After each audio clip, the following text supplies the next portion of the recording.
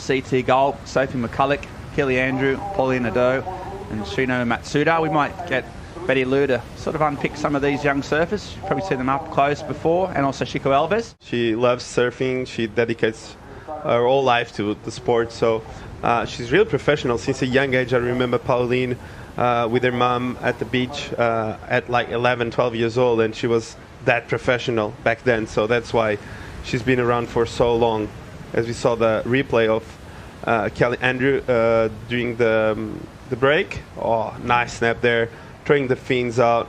She's really technical, and you can tell she loves a good right wave. So that made my legs hurt just watching that wave. Exactly. What a leg burner. There's a lot of waves getting ridden, and this is the Japanese surfer on a backhand, so goofy attack. Really aggressive. You can tell she's got a low center of gravity, and wow, that turn was a point of difference in my opinion. Really aggressive, probably the better wave of the exchange, and really good wave, well-ridden wave by Shino Matsuda. I really enjoyed. There's a real push from Japan, isn't there, Betty Lou? Like some of these young Japanese surfers coming out, especially in the women, I reckon, there's so many great surfers coming out of Japan, right? Yeah, so many. I could see them all training in the best conditions and the worst conditions getting ready for the contest, and yeah, they're fiery. Yeah, it's Sheena just finished off there with some good waves. The judges got a lot to do.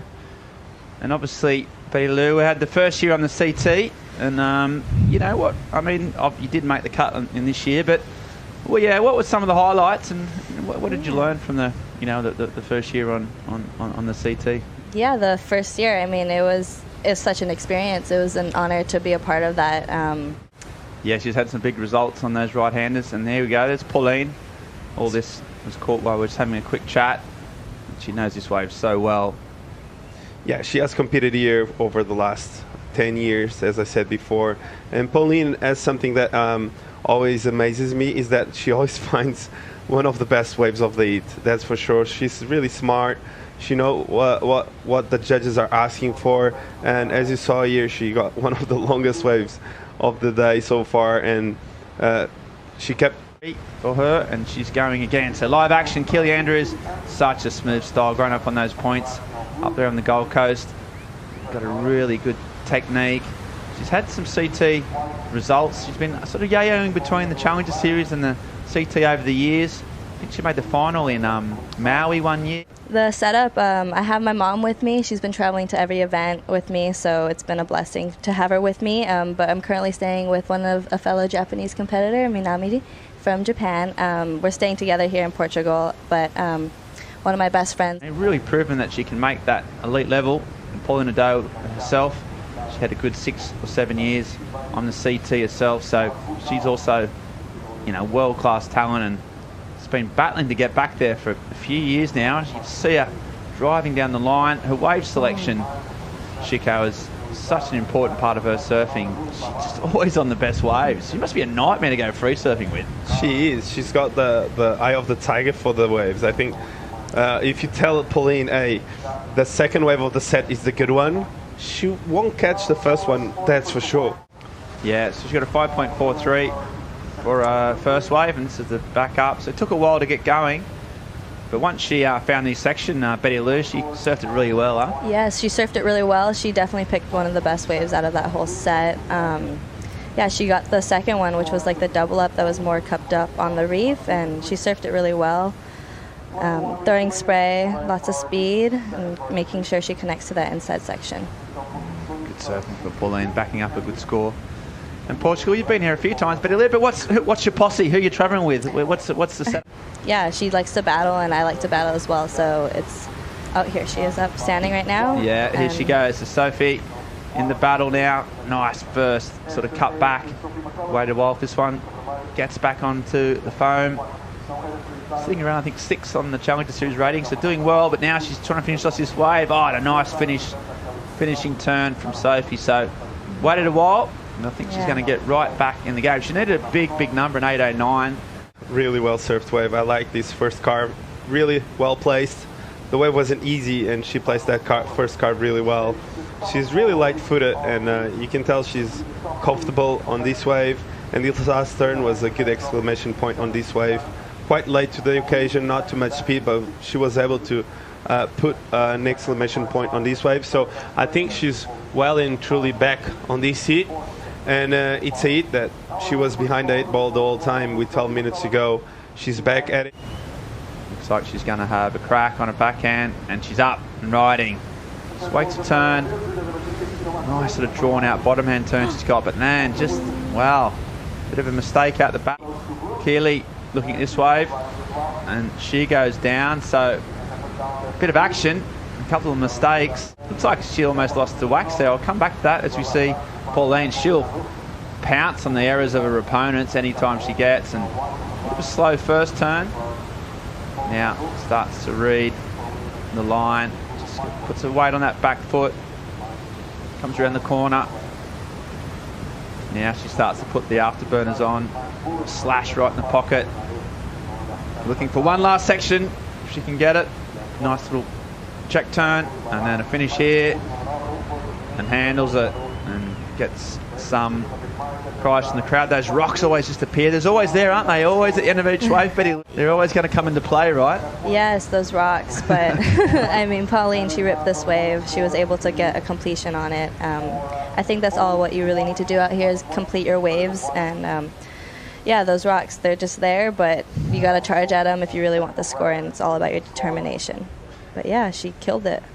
Yeah, exactly. She just, again, good wave selection. Saw her opponents make a few mistakes out the back, and then she was ready to pounce.